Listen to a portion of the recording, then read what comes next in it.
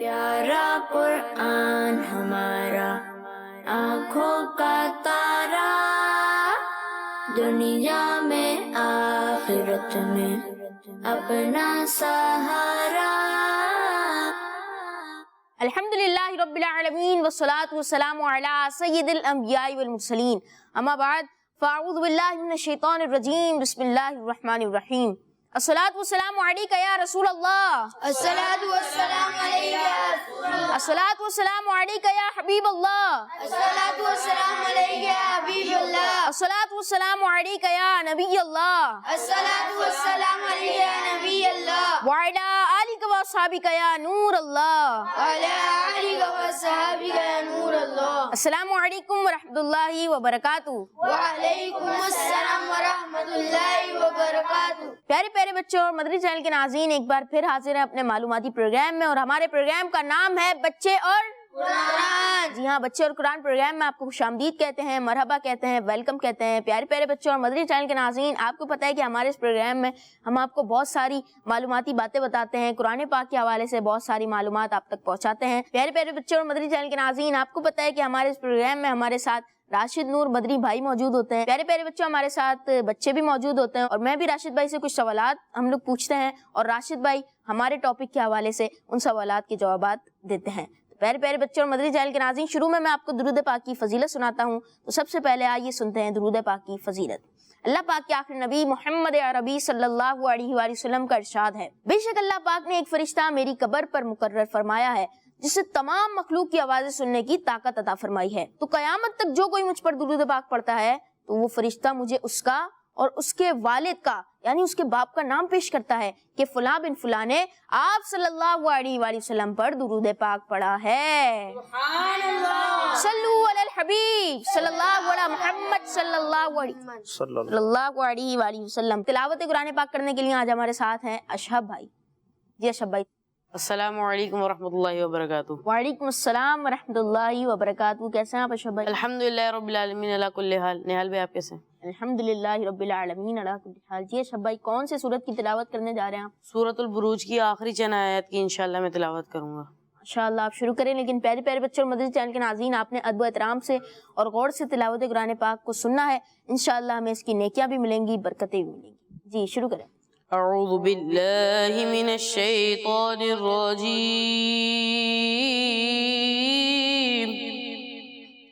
بسم اللہ الرحمن الرحیم۔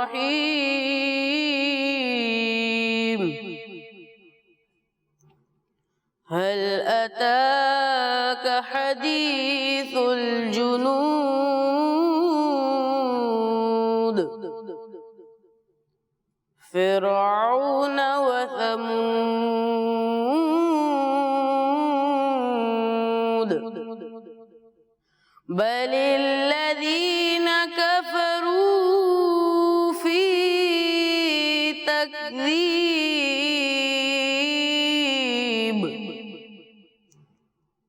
والله من ورائهم محيط بل هو قرآن مجيد في لوح محفوظ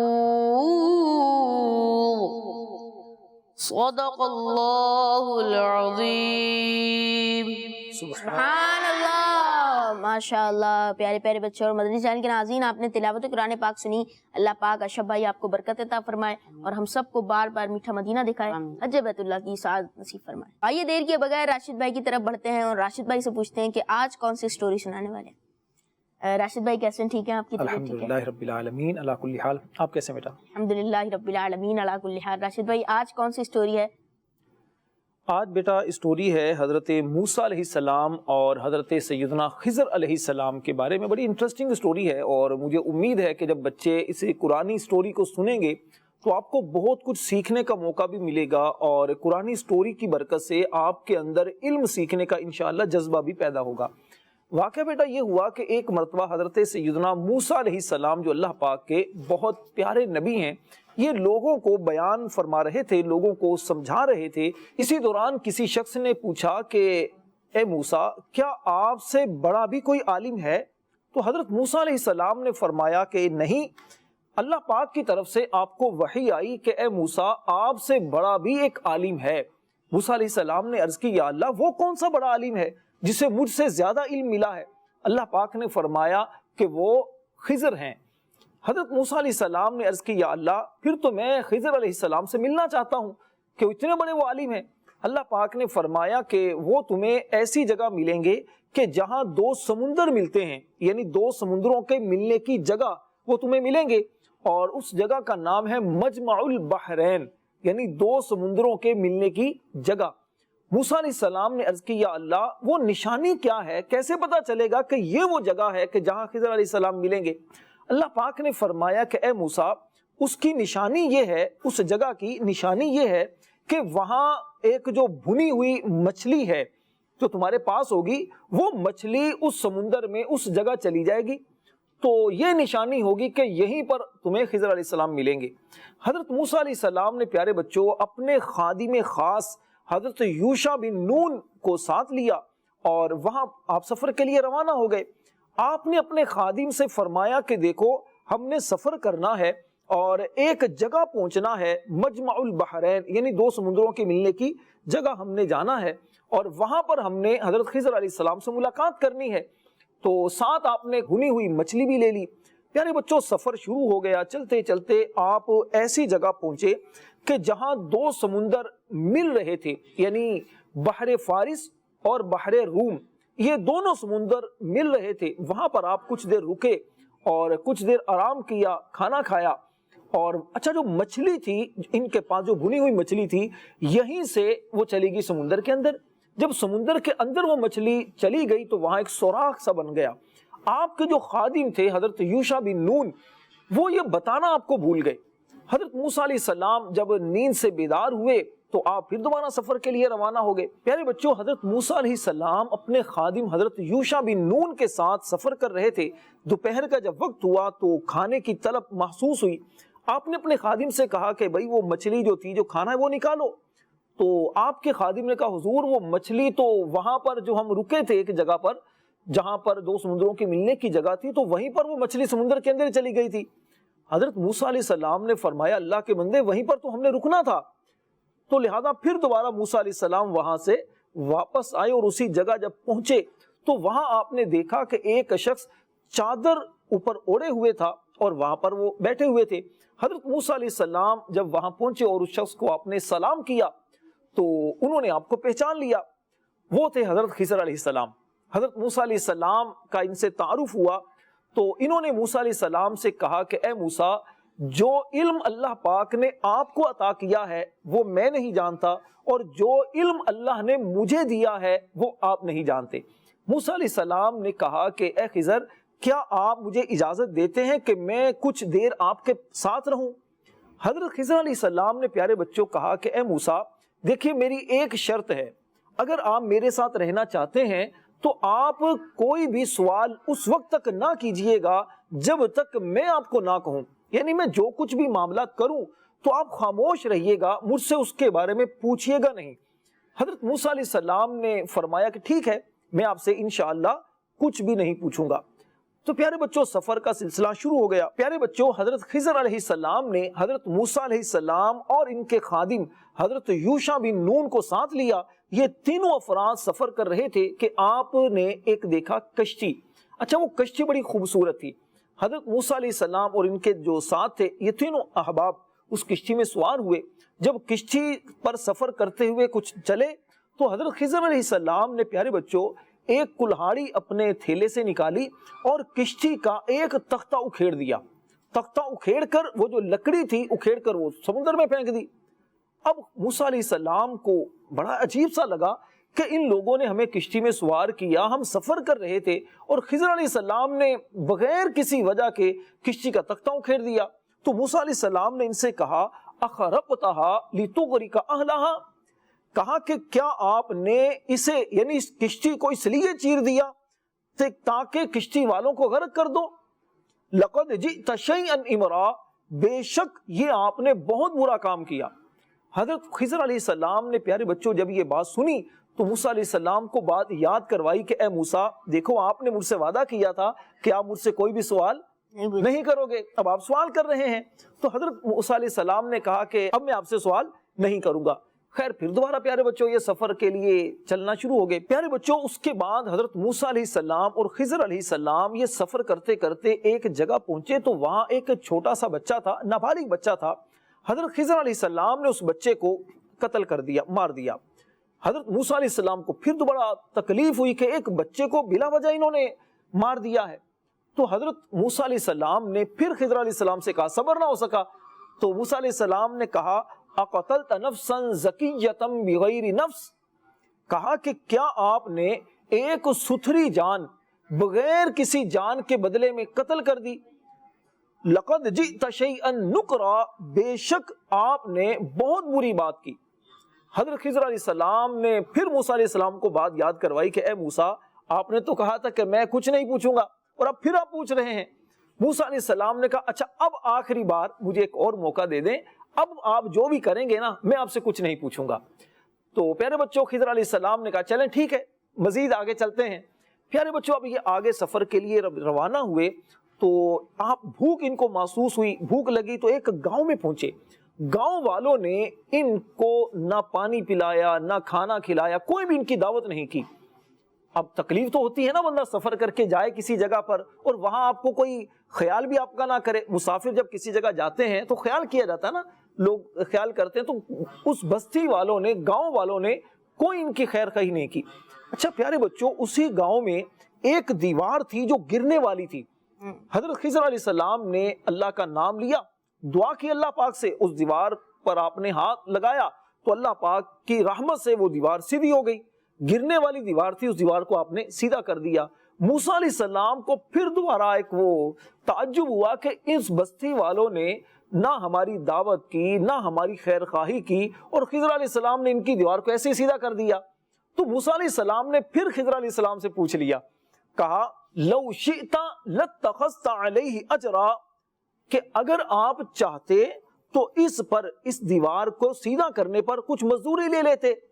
جب یہ کہا نا تو اب حضرت خضر علیہ السلام نے کہا ھذا فراق بینی و بینک، کہا کہ یہ میری اور آپ کی جدائی کا وقت ہے، بس اب یہ میری اور آپ کی جدائی کا وقت ہے. سأنبئک بتأویل ما لم تستطع علیہ صبرا، اب میں آپ کو ان باتوں کا اصل مطلب بتاؤں گا جن پر آپ صبر نہ کر سکے. تو یہ خضر علیہ السلام نے ان سے کہا کہ دیکھو اب آپ کا اور میری جدائی کا وقت ہے، اب ہم ساتھ نہیں رہ سکتے. آپ کے ذہن میں جو سوالات ہیں نا کہ میں نے اس کشتی کو کیوں عیبدار کیا تھا، اس بچے کو کیوں قتل کیا تھا اور اس گرتی ہوئی دیوار کو میں نے سیدھا کیوں کیا تھا، یہ جو آپ کے ذہن میں سوالات ہیں اب میں آپ کو ان کے بارے میں بتاتا ہوں. پیارے بچوں خضر علیہ السلام نے حضرت موسیٰ علیہ السلام سے کہا کہ اے موسیٰ دیکھیے سب سے پہلے جب ہم اس کشتی میں سوار ہوئے اور اس کشتی کو میں نے عیب والا کر دیا، اس کا تختہ نکال کر دریا میں پھینک دیا، اس کی وجہ یہ تھی کہ وہ جو کشتی ہے نا وہ 10 بھائیوں کی تھی. اچھا وہ 10 بھائی جو تھے نا مسکین تھے، بہت غریب تھے. 5 بھائی تو معذور ہیں اور 5 بھائی وہ تھوڑے تندرست تھے. تو یہ جو 5 بھائی تندرست تھے نا یہ محنت مزدوری کر کے اپنا اور اپنے بھائیوں کا پیٹ پالتے تھے. اے موسیٰ یہ بھائی جب کشتی لے کر جا رہے تھے تو آگے ایک بادشاہ تھا، ظالم بادشاہ تھا. اچھا وہ بادشاہ کیا کرتا کہ جو بھی اچھی خوبصورت کشتی ہوتی تو اسے ضبط کر لیتا تھا، چھین لیتا تھا.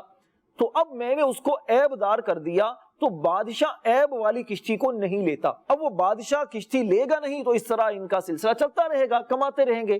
تو میں نے اچھا ہی کیا، ان کے لیے بھلا کیا ہے.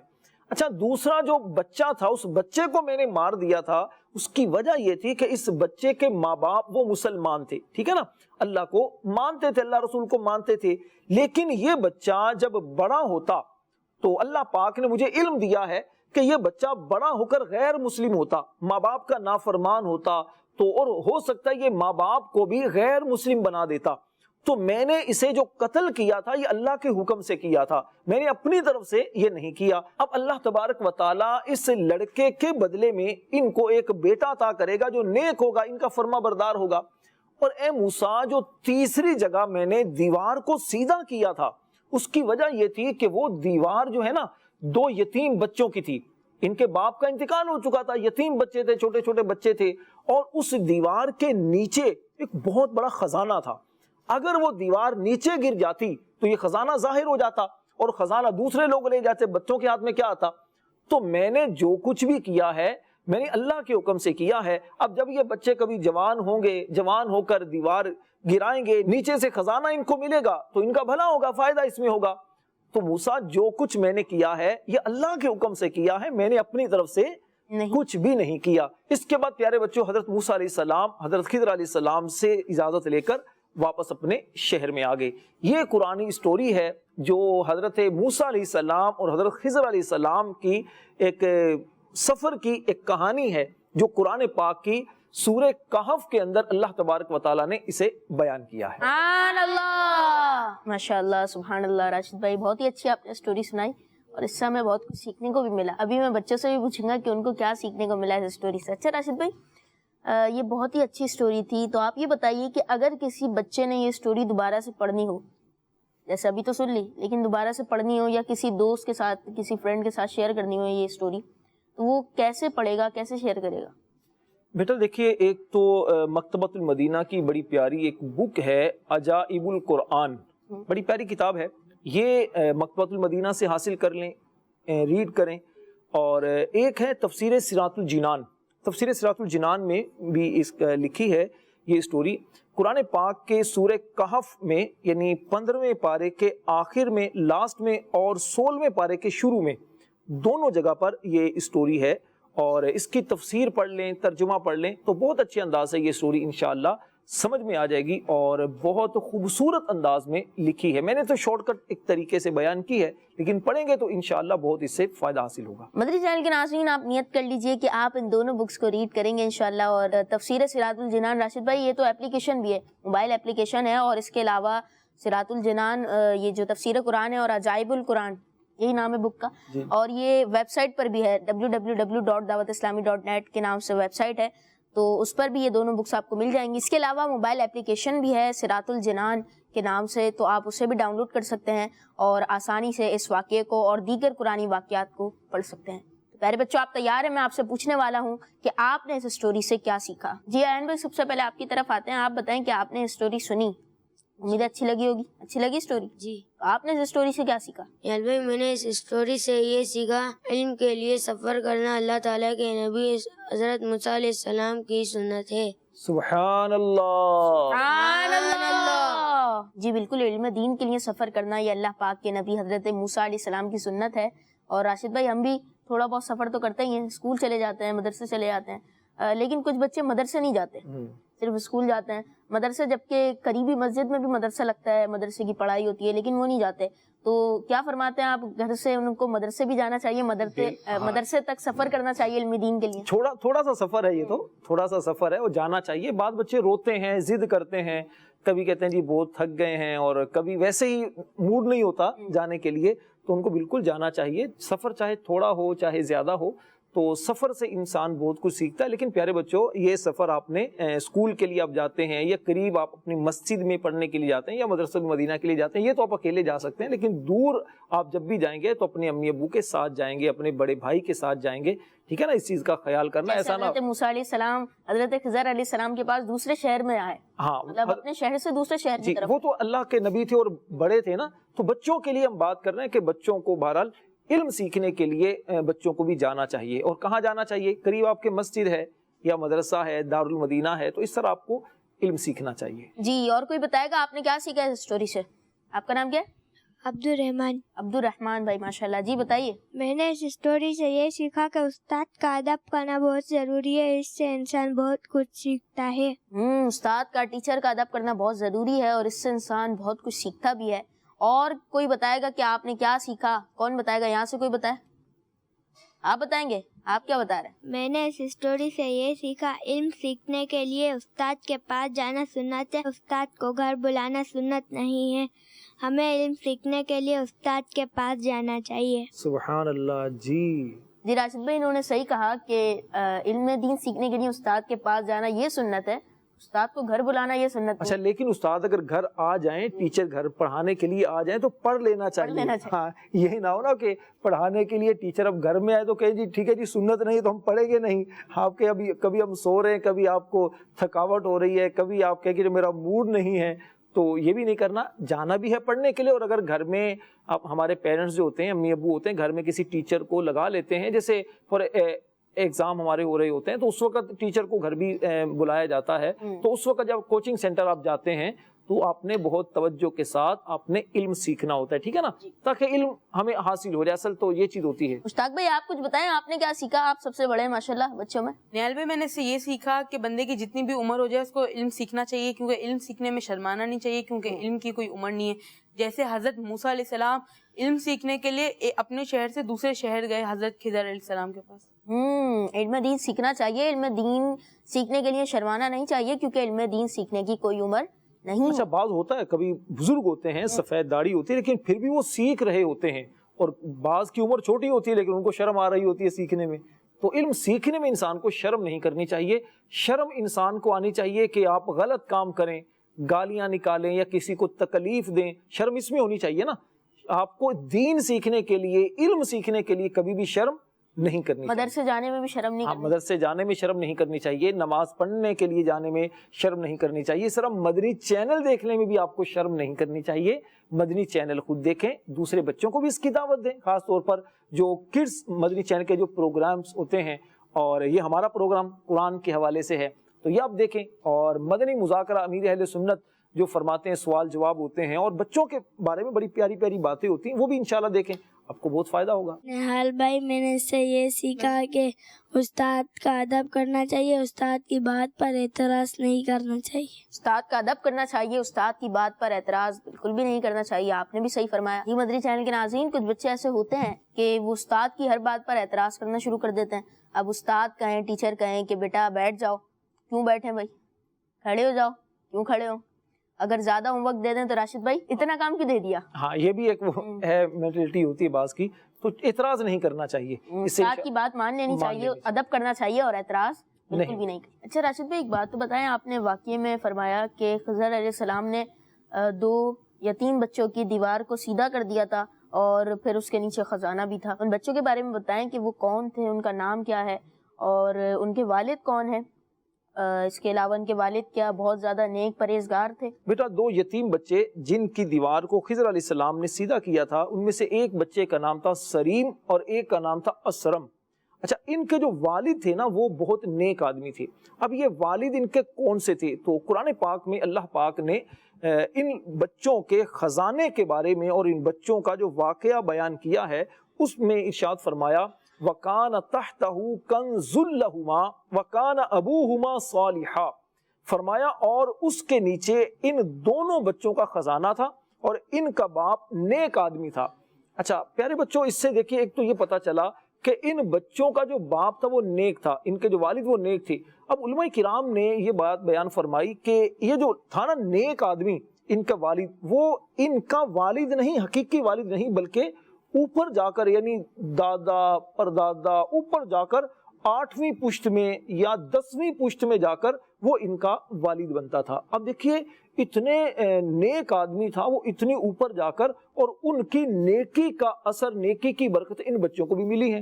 تو اس سے پتہ یہ چلا کہ اگر انسان نیک ہوتا ہے، نمازی ہوتا ہے اور نبی پاک علیہ السلام کی سنتوں پر عمل کرنے والا ہوتا ہے، قرآن پڑھنے والا ہوتا ہے، اللہ تبارک و تعالیٰ کی عبادت کرنے والا ہوتا ہے، تو اس کو بھی برکتیں ملتی ہیں اور اس کی اولاد کو، ان کے بچوں کو اور خاندان کے دوسرے لوگوں کو بھی اس کی برکتیں ملتی ہیں. تو پیارے بچوں، اس سے ہمیں سیکھنے کو یہ ملتا ہے کہ ہم خود بھی نیک کام کریں اور دوسروں کو بھی نیکی کی بات بتائیں. اس سے انشاءاللہ خود ہمیں بھی فائدہ ہوگا، دوسروں کو بھی فائدہ ہوگا. پیارے پیارے بچوں اور مدنی چینل کے ناظرین، آئیے اپنے پروگرام کو آگے بڑھاتے ہیں اور اپنے اگلے سیگمنٹ کی جانب بڑھتے ہیں. لیکن اس سے پہلے میں آپ کو آج کا سوال یہ دہرا دیتا ہوں. آج جو میں نے شروع میں آپ سے ایک سوال کیا ہے بچوں سے، اور بچوں نے کیا کرنا ہے کہ ویڈیو بنا کے ہمیں نمبرز پر سینڈ کرنی ہے اور اس سوال کا جواب دینا ہے. ہمارے پروگرام بچے اور قرآن کی اگلی ایپیسوڈ میں ان ویڈیوز کو آن ایئر کرنے کی کوشش کریں گے. اور ہمارا سوال ہے کہ قیامت کے دن سب سے پہلے کس چیز کے بارے میں پوچھا جائے گا، سب سے پہلے کس چیز کا سوال کیا جائے گا. میرے بچوں، آئیے اپنے پروگرام کو آگے بڑھاتے ہیں اور اپنے اگلے سیگمنٹ کی جانب بڑھتے ہیں جس کا نام ہے قرآنی سورت کا تعارف. الحمد للہ رب العالمین والصلاة والسلام علی سید المرسلین اما بعد فاعوذ باللہ من الشیطان الرجیم بسم اللہ الرحمن الرحیم صلو علی الحبیب صلی اللہ تعالی علی محمد صلی اللہ تعالی علیہ وسلم. خوش آمدید کہتے ہیں آپ کو اپنے سیگمنٹ قرآنی سورت کا تعارف میں. پیارے بچوں اور مدنی چینل کے ناظرین، آج میں آپ کے سامنے قرآن پاک کی سورت نمبر 25 یعنی سورہ فرقان کا تعارف پیش کروں گا. سورہ فرقان مکہ پاک میں نازل ہوئی. اس سورت میں 6 رکوع، 77 آیتیں، 892 کلمے اور 3703 حروف ہیں. اس سورت کی پہلی آیت میں لفظ الفرقان ذکر کیا گیا ہے. اس مناسبت سے اس سورت کا نام سورہ فرقان رکھا گیا ہے. اس سورت کی ابتدا میں اللہ پاک کی تعریف و ثنا، اس کی عظمت و شان، اولاد اور شریک سے رب تعالی کے پاک ہونے کو بیان کیا گیا ہے. قیامت کے دن کو نہ ماننے والے کافروں کی سخت سزا بیان کی گئی ہے. نبی کریم صلی اللہ تعالی علیہ وسلم کی تسلی کے لیے حضرت نوح علیہ السلام کی قوم، حضرت موسیٰ علیہ السلام کی قوم، قوم عاد، قوم ثمود اور حضرت لوط علیہ السلام کی قوم کے واقعات بیان کیے گئے ہیں کہ ان لوگوں نے بھی اپنے انبیاء کرام علیہ السلام کو بہت ستایا اور اذیتیں دی، انہیں جھٹلایا اور ان کی نافرمانیاں کی. اس لیے آپ صلی اللہ تعالی علیہ وسلم کفار کے جھٹلانے سے غمزدہ نہ ہو، کیونکہ یہ کفار کا پرانا دستور ہے. اللہ پاک کی پیدا کی ہوئی مختلف چیزوں سے اس کے ایک ہونے اور اس کی قدرت کے دلائل قائم کیے گئے ہیں. اللہ پاک ہمیں قرآن پاک پڑھنے، سمجھنے اور اس پر عمل کرنے کی توفیق عطا فرمائے. آمین. صلو علی الحبیب صلی اللہ تعالی علی محمد صلی اللہ تعالی علیہ وسلم. پیارے بچوں، ماشاءاللہ آپ نے دیکھا کہ ایک بہت ہی پیاری صورت کے بارے میں ہمیں بتایا گیا اور اس کے بارے میں بہت اچھی باتیں بھی بتائی. تو پیارے پیارے بچوں اور مدنی چینل کے ناظرین، آپ نے ہمارا پروگرام بچے اور قرآن دیکھا، امید ہے بہت اچھا لگا ہوگا. راشد بھائی نے سٹوری بھی سنائی، مشتاق بھائی کا سیگمنٹ اور ہمارا جو پیکج ہوتا ہے قرآنی صورت کا تعارف، یہ بھی آپ نے دیکھا. امید کرتا ہوں کہ بہت ہی زیادہ پسند آیا ہوگا آپ کو ہمارا پیکج اور ہمارا پروگرام بھی آپ کو اچھا لگا ہوگا. پیارے بچوں، اگر آپ نے ہمارے اس پروگرام بچے اور قرآن کی کوئی بھی ایپیسوڈ مس کر دیے یا یہی والا پروگرام آپ دوبارہ دیکھنا چاہتے ہیں تو آپ جائیے یوٹیوب کڈس مدنی چینل پر اور وہاں پر ہمارا جو یوٹیوب چینل ہے اس پہ بچے اور قرآن کے بہت سارے پروگرامس ہیں، سارے پروگرامس ہیں وہ آپ دیکھ سکتے ہیں. پیارے پیارے بچوں اور مدنی چینل کے ناظرین، اسی کے ساتھ ساتھ فیس بک پر، ٹویٹر پہ اور انسٹاگرام پہ بھی اسی نام سے پیج ہے ہمارا، اسی نام سے اکاؤنٹ ہے کڈس مدنی چینل، تو آپ وہاں پر جا کے بھی ہماری ویڈیوز ملاحظہ کر سکتے ہیں. آپ سے ملاقات ہوگی ہماری اگلی ایپیسوڈ میں بہت ساری معلومات کے ساتھ، ایک نیو سٹوری کے ساتھ، ایک نئے واقعے کے ساتھ اور ایک نئے ٹاپک کے ساتھ. اپنا بہت سارا خیال رکھیے گا. صلو علی الحبیب صلی اللہ علی محمد صلی اللہ علیہ وآلہ وسلم.